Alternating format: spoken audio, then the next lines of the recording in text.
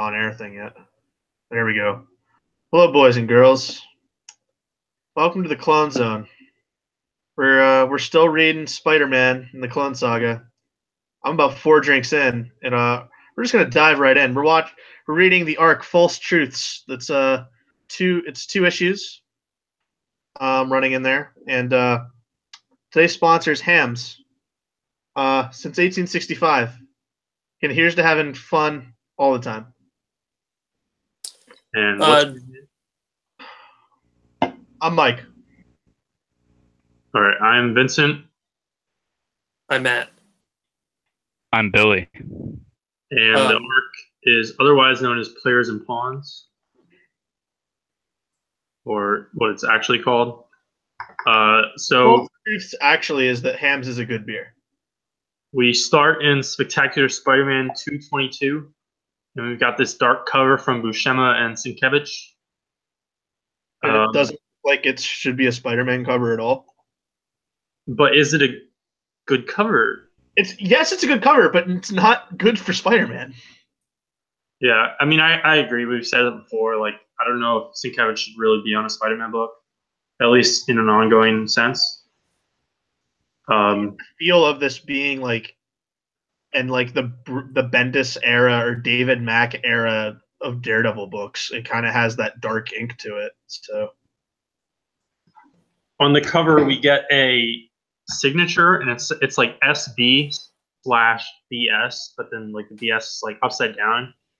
And I don't know if that's just a Buscema thing that I've never noticed, or if that's like a signature unique to this partnership, which I think would be kind of cool. But just a dumb little thing I noticed. So over here, Tom DeFalco is writing. Sal Buscema is credited for breakdowns, and Sienkiewicz on finishes, which I don't think the last few issues of Spectacular were credited that way. I think it was Sienkiewicz on inks. Yeah, it was. So Sienkiewicz is more involved here. Which honestly, it looked like he was more involved. Like it looked like he was already doing the finishes the last time. So, I'm pretty sure there's a grammar error already in like the very first caption of this issue. I think Kane says that the lab is in a shambles. What a mess! This lab is a complete shambles. Yeah, a complete shambles. So yeah, Kane is creeping on Jackal's lab, pulling apart debris to find something, and he's got a floppy drive. That's his mission. He's going to copy some files onto a floppy drive to find out who the real Peter Parker is. I apologize for getting the arc name wrong earlier, but I thought Players and Pawns was terrible. Yeah. So that teased clone canister from the end of the last arc, it opens, and it's Peter. And then they don't really come back to this for like several pages. My question is, Peter's already in full clothing. Why did Gwen Stacy have to be naked? Yeah, I don't understand that either. Well, and the Jackal was naked. Well, it's because when Warren got the DNA in his science class, he also took the DNA from Pete's clothes, but he didn't take the DNA from Gwen's clothes.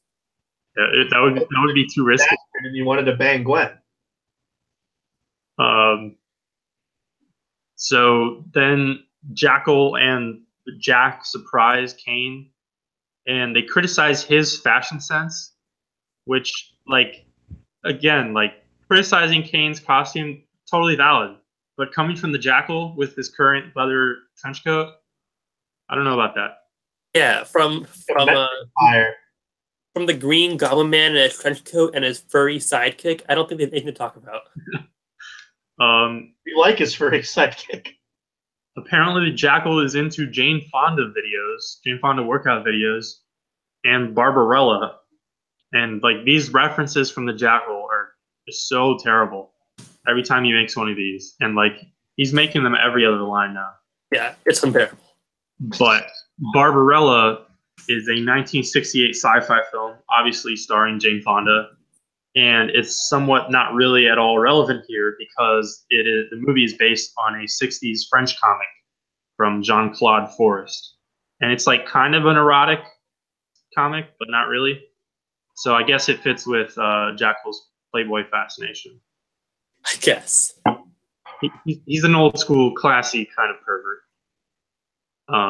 Old school, classy kind of pervert, like one that clones one of your students as a teacher so you can bang them. It's a clone, so it's a little gray area. No, it's still wrong. It's still weird. And so, Is it rape if you don't have a soul? do they not have? Can clones give consent? I think so. I think they're still people. Are they? Very, very carefully making sure that my current state does not say something highly offensive and or wrong at this time. So Scryer finally shows his face after stalking Kane, while Kane was stalking people a few times. I'm not going to say he looks like Darkseid, but Yeah, there's a little bit of that there. I can see that. I mean, we already wait. Are you implying that we don't know what he looks like? Because we totally know what he looks like. No, I'm saying he shows his face to Kane, reveals that he's been stalking them and everything like that. No, he already revealed it to Kane. He reveals it to the Jackal. Yeah, but and so then while he does that, that provides room for Kane and the clothed Peter Parker, to disappear. And the Jackal makes another pointless reference to the Home Shopping Club. And there's some slight reference where the Jackal expected Scryer to check up on him, but not yet, pointing to some kind of larger conspiracy, maybe. Yes, and I'm sure they knew exactly where that was going to be. I don't think so, not at this point. I think finishing up on my thoughts on the art, it actually might be a good thing that Sienkiewicz is on this book because he really excels at drawing demonic creatures. And he does a good job of making like the Jackal look like a good demon creature thing. Yeah, there's like a few panels where it's like a face up close up shot on his face where he actually looks creepy. Yeah, it's like you can't avoid the leather trench coat that much, which drags it down. So then Ben Reilly goes to a middle school to creep on some kids. Oh my god! I he mean, never explains why he's there. I did not know. I thought this was the clone Peter that went there. No. This is Ben. Yeah. Yeah. He's checking up on Flash Thompson, but also, like, this is ridiculous. Flash tells the kids, don't worry about the creepy guy standing in the corner of the gym watching us play basketball. If this happened today, if Flash saw that guy there, that school would be in lockdown. Even in, 1995. And he's wearing Is he smoking in the corner of the gym? Yep. Just smoking in the school. I hate that Flash Thompson is a gym teacher. I think it makes sense for him, but it feels so cliche. I hate that. Anyway, so I'm okay with it. And so then MJ's baby may have a minor anomaly. Is it radioactive semen? We're not there yet.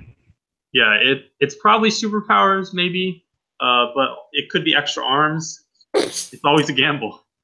I mean, that's a gamble with any pregnancy, really. Extra arms or missing limbs. And then there's also, as expected, there's another bugle scene with Robbie, and I really liked this page. In the dark with the lamp, and Sienkiewicz does this lighting thing. Mm-hmm. I hate it. I think it looks awful. Really? Yeah. I like the panel with the desk light, but I think the rest of the sequence looks very odd. It looks like I'm reading a horror book. It looks like I'm reading I think you might laugh. It looks like I'm reading Spawn, because Spawn at one point looks very dark and shadowy like this. At one point? Yeah, this is, fun fact, there was a point in time where I was reading Spawn monthly, so. So Jonah tells Peter that he's been questioned about him and Ben Reilly, and this is what I was talking about. I guess Pete now knows Ben's name from the scenes with the Jackal, but whatever. And we learn that the cops have enough evidence to charge someone for murder in the first degree. And Pete questions whether his clone killed Grim Hunter and Doc Ock. Is he wrong? No. Nope. His clone did kill those characters. And then Pete's walking down the street, and we get a nice homeless dude with a brown bagged bottle. It says background detail, but it was like 75. It was like a third of the page. He's passed out too. Yeah, I like those details. Because this is pre-Giuliani, New York, right? Yep. Well, no, he's barely been in office. And so Kane gives files to Peter. Yeah, Kane just shows up. He just comes out the corner. He's like, "Hi, I'm Kane here. You're the true Peter Parker. Here's these files." They've never met before, have they? No, this is their first meeting. And meanwhile, like 10 times, every time Peter gets anywhere close, Kane just runs away and hides. Wait. Okay. Now I really am totally confused. I thought, is this the clone Peter that emerged from the pod? No, this is. I thought this was the clone that emerged from the pod. No. They're wearing the same outfit. Well, that's the Peter Parker outfit. I told you, it's part of the genetics. All right, so this is even stupider because as a reader, then I couldn't tell who the fuck is who. Yeah. And then Jackal drops in to terrorize Flash Thompson and a bunch of children. But why? With monster creatures. I love his explanation for this initial monster, though. They're tools. It's made. He used Komodo dragon and boa constrictor DNA, and also oregano. Yeah. And I really want to 100% believe that that's how he did it. And this is what he produced. For some reason, the words genetic soup just sounds disgusting. Yeah. They won't stop using it either. They've been using it for the past 7 arcs. It's true. And Jackal, this was a funny scene, I thought. Jackal doubts that there will be Scarlet Spider action figures on shelves for Christmas. Yep. Wrong. I owned one as a kid. And then he's trying to kind of do this dumb villain explanation where he's like, heroes have to be logical and well motivated, but us villains, all we gotta do is kill people and blow stuff up. Yeah, he's just he's bad because he's bad, he's having fun. Yeah, and then I guess Ben runs off to get his costume, but then Peter confronts the Jackal, right? No, Peter confronts Kane. I like that panel where he swings in and confronts him. Yeah, he confronts Kane again. Peter goes and gets his costume and then confronts Kane in the costume and is like, "My friend Peter Parker, I just read these files that he had." Yep. And it's Kane definitely knows that Peter Parker's Spider-Man. And even still, this was a terrible explanation. This is that. This is Silver Age Iron Man level stuff. Yeah. And then the clone Peter is getting on a truck and possibly paying for his ride with sexual favors. Probably. Perhaps. Most definitely. So then, moving into part 2, another over-the-top dumb cover. This cover's terrible. Jackal. True Lies and someone quickly find out when True Lies was in theaters, because was the True Lies in the cover advertising True Lies, or the story's called True Lies? I don't know. You can figure that out if you want. So the creative team here is Terry Kavanagh and Steve Butler. Also not the best team, in my opinion. No. And the Jackal's monsters are called Genetrix something. Yeah, they look just like Power Rangers villains. No, Power Rangers villains look more entertaining. These look like fucking Beetleborg villains. Or VR Troopers. Oh, yeah, VR Troopers, that's better, actually. So they're overgrown viruses that constantly mutate. So, and remember that the Conway retcon explanation for all the clone stuff was that they were viruses that turn people into clones. Yeah. So like, I guess maybe he can also do that. Like, maybe he'll take advantage of that. Sure. And Flash is a good guy. He's helping out the kids. He wants to get in the fight, but he knows he can't really help much. And I was trying to think. I don't think Flash Thompson really ever runs into the Jackal again, but I don't exactly remember what happened in his Spider Island tie-ins. But I don't think that was a thing, because I feel like once he becomes Agent Venom, like he'd track down the Jackal. Like one day he'd wake up and he'd be like, "Oh, I remember when that Jackal guy like almost killed some kids I was taking care of. I'm gonna go track him down." Remember when this fucker almost killed some kids? And so Ben saves our little midget buddy Jack. Can you not say midget, please? LP, please. So they're pretty much they've already been setting up that Jack is this sympathetic character and he'll probably make a sacrifice. And the Jackal yells at one point that the next cut is the deepest while he's fighting Ben, but actually the first cut is the deepest, which is a song that many people have covered over the years. And then the fight ends and Jackal gets arrested. And it's kind of like the Doc Ock, where it's like, oh, the villain's willfully getting arrested now. And he's going to go to Ravencroft, but he wants to. You're glossing over the coma scene. Oh, yeah. Where she wakes the fuck up. Yeah. Aunt May wakes up from her coma in the hospital. He wakes up from a coma, assaults her nurse by forcibly grabbing her arm. And but what is? I mean, how much force can really be behind that? What does the doctor prescribe for medicine? Family. Solid dose of family. A dose of family. Just remember, like the Star Wars films, it's all about family. And so Jack winds up betraying the Jackal, giving another floppy disk. Well, I guess it's not a floppy disk. I don't know what this one is. Some kind of optical drive.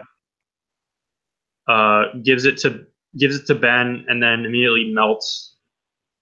Yep. No, the Jackal snaps his fingers, and that causes him to melt. Yeah. So can he do that to Ben? Can he do that to Kane?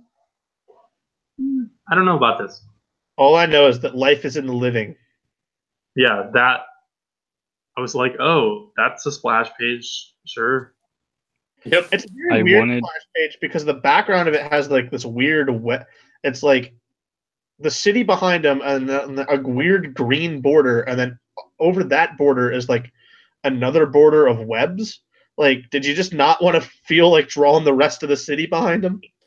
Honestly, I think the worst part of the splash page is that I thought it was finally over, and then there was more. Yeah, I totally thought that was. That's true. It looks like the end of an issue. I was like, oh, that was quick read. Oh no, shit. I don't even think they use like an epilogue caption either. Nope. They don't. It's like two more pages, and then the issue's over. Yeah. So Ben goes back to the infamous smokestack, and he decides that he doesn't need validation. He doesn't really care about whether he's the clone or the real Peter Parker, which it's understandable to a certain extent. Like, even if he's the real one, he had those 5 years off on his own. So it's not like he can take his Peter's life back. But then he throws it in the water, and it's the exact same thing that Pete did at the end of the original Clone Saga with the data from Dr. Connors. And it's like, you might want to just keep it, like, check.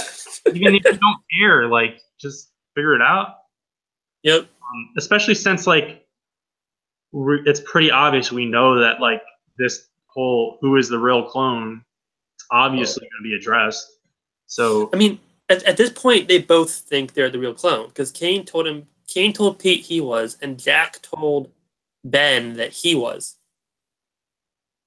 And then we go back to our third clone, or I guess it's like the 6th or 7th clone at this point.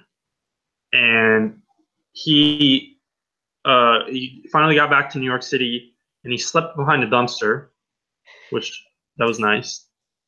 And he's about to get beat up by home. He's about to get beat up, which is basically we've learned is a tradition in New York City is to beat up homeless people.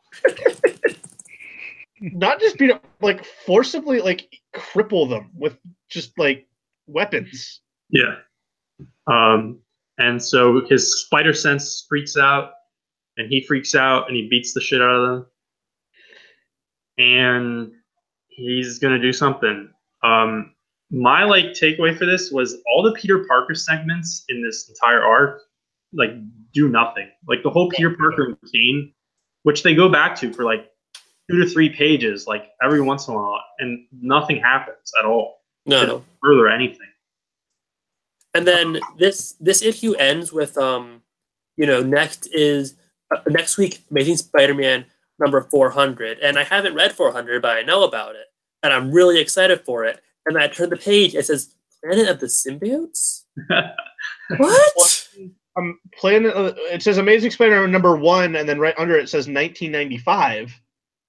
Yeah, so it teases 2 things. Next week, a Parker is going to die in Amazing Spider-Man 400, and next month, the Mark of Cain is going to start. So, for at least furthering the plot. But actually, our next episode is going to be the Planet of the Symbiotes crossover. Oh God! And well, I know one person in this panel that's excited, William Knotts Jr. The Planet of the Symbiotes it's actually bad though. It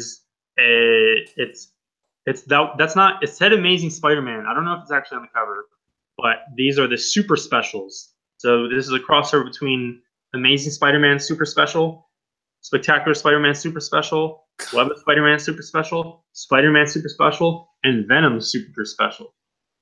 And we will learn more about symbiotes, and Ben and Peter will both be involved, so it's part of the Clone Saga. Does anyone have any final thoughts on players and pawns? It was a waste of time, honestly. There were no players. There were no pawns. It was bad. Nothing happens. Nothing happens.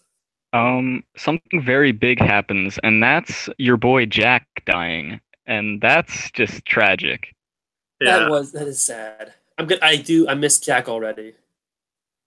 I miss Jack, especially since we know that Jackal's going to be all over the place still in this terrible costume with this terrible, like, voice personality with all these crappy. He had the Jackal costume we know and loved. And honestly, like making the Jackal a midget, that's kind of an upgrade as far as comedic value. It absolutely is, yeah. Both Spider-Mans are just manhandling him and throwing him around. He's upgraded by being downsized. All right, so thanks for watching this episode, and tune in next time for. Well, I mean, as far as Venom goes, I think Venom was our most entertaining part when the last time we saw him. So we'll see if it sticks.